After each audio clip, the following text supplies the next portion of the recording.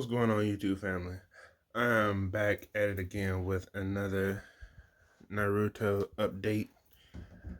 Just been watching this show, watching this series, and I am in the middle of the war. For all my Naruto fans out there that know about the war, I'm at the point where the war is dying down, where it has had its major shift. Um, and so much stuff has actually happened. It's crazy. It's like I'm still a little feeling some kind of way about all the flashbacks and filler and all that kind of stuff. But for the most part, Naruto Shippuden is actually a very good, well put together anime, and the author definitely knows how to make sure to bring the plot around full circle. So I give him credit for that. But one thing that was on my mind in regards to recently what I've been watching is they have been going into more detail, giving people backstories, which is cool, which is always a good way to help with tying in the story, making things make more sense. So I was actually, and they actually answered one thing I've been wondering about, like with all of the Jinchuriki and the people who seal them into the children or whatnot, like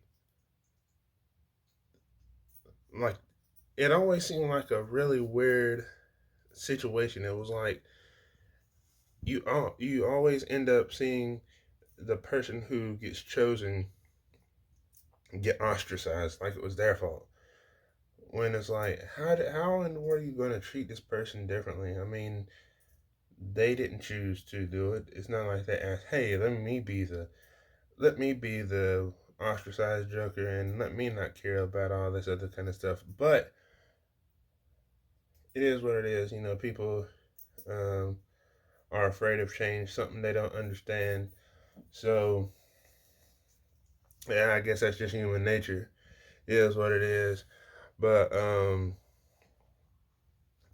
I do actually like how they put about the fact that even though the person, if they're strong willed enough and they have enough like inner strength, you know, they end up finding something that centers them, or as they phrased it, fills a hole in their heart so that they can actually become well well rounded with the power and actually make it their own and actually be able to use it to their to its fullest ability.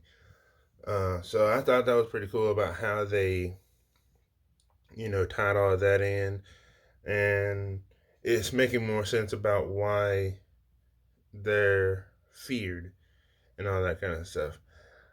I Someone had actually told me, kind of spoiled me about some stuff, but you know, actually seeing it in work, I actually liked the way it was done. You know, the um the demon fox was Nine Tails was actually full of hatred, and because it was because he felt like he was just being treated as a pet, which all of them actually did at some point, because you know, with the way they were just passed around as weapons for war and all that kind of stuff, that's understandable. So I was like, man, that's kind of messed up, you know. And considering these uh, jokers are all like pretty old, do they have a name or anything like that? And then I saw the episode where it broke them down, gave them their backstory and all that kind of stuff. Even showed them when they were little, like little versions of themselves. I guess pups, um, whatever different creatures they are, but littler versions of themselves, younger versions of themselves, I guess would be a better way of putting it. But you know, that was pretty cool. Again, they explained that they all have names. Then they added a little catchy song to help you try and remember their names and all that kind of stuff at the beginning of a couple of episodes. which is interesting. But that part of the story finally got answered because I was questioning that in the back of my mind. I was like, what is going on in that regard? Like,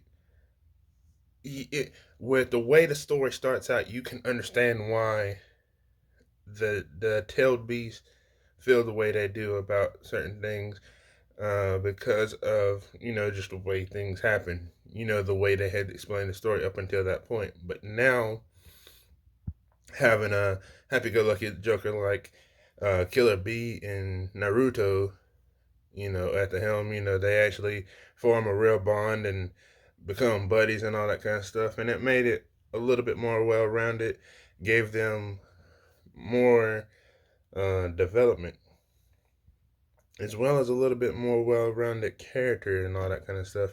So I thought that was cool. I've seen some people say that they didn't really like that after kind of looking at it myself, but it's what it is. Now, what I will say is the other side of the war, that dude Kabuto, man, I can't stand his character. Uh, Even after getting his backstory and seeing why he is the way he is, I just couldn't stand that dude. Like, come on, man. Like, really? You gotta. I mean, they had a decent backstory for him. I mean, it made sense and all that kind of stuff. Someone who was seeking acceptance and all that kind of stuff, kind of like the Jinchuriki. So he kind of had that same feel about him, but he was betrayed and all that kind of stuff. He was set up, and that turned him into a crazy joker, so to speak, pretty much, really. But I mean, he had a rough life too, but he was just like, we have to. I mean, that kind of stuff happens in real life, of course. I mean, you have people who have people that they admire, and then they admire that person so much that they want to feel accepted for who they are and say, hey, look what I can do, look at this, look at that, look what I did, all this other kind of stuff. But if they don't have anyone, or they lose that person that they can, you know, gain that acceptance from, then they just become a lost spirit, man. It's pretty sad. But I don't know, man. It's just a terrible situation.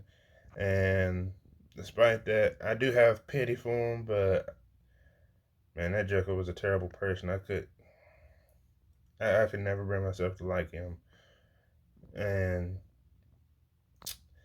I don't want to necessarily say good riddance, but I'm so glad that they got rid of that dadgum reanimation jutsu, because that was really getting on my nerves.